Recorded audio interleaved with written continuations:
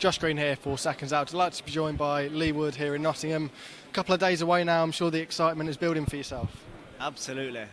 We're getting closer. 2 more sleeps, you know.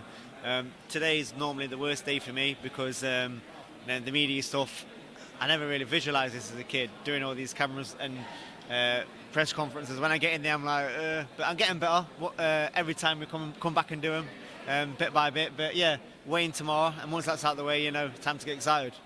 You mentioned about all the cameras there. I mean, does that mean the interest in this fight is so high, and you see everybody that's here that's interested in watching and covering this fight? You can see yourself building, and everybody wants to be here to watch you. Yeah, absolutely. The interest around the fight is gone crazy.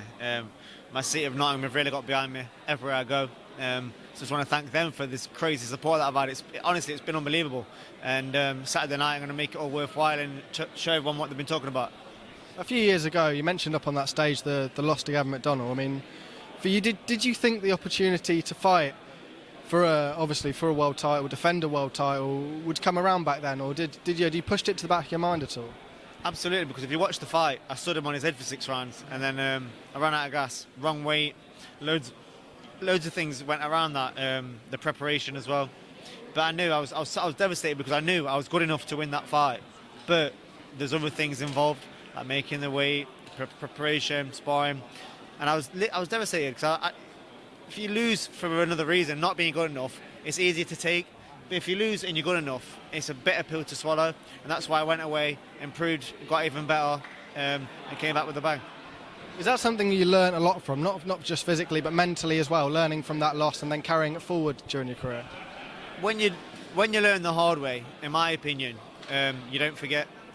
As you're learning, you're going through, but if you get stung or burnt, you tend not to forget. You think, I can't do that again. And that's kind of what happened with my losses. You know, I got burnt, and now them invaluable experiences are logged deep, so don't make them again.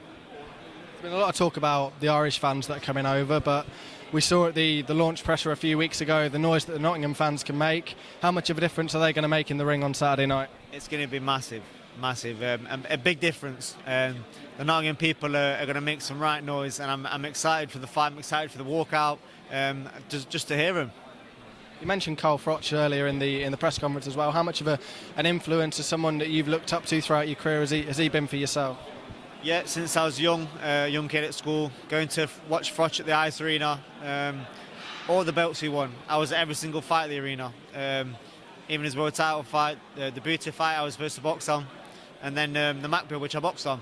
Yeah, to see him do it from the bottom up has been invaluable, and watch him as well, like coming to these press conferences and the way and see how he deals with things, and that's experience in itself. There's a fine line between being cocky and being confident. You've said that you're quietly confident all the way throughout. Do you feel like that's something that's going to make a difference on Saturday night? It may not. Regardless how confident you are, you still got to go in and do it. I just think I see through his confidence. I see like he's screaming how confident he is.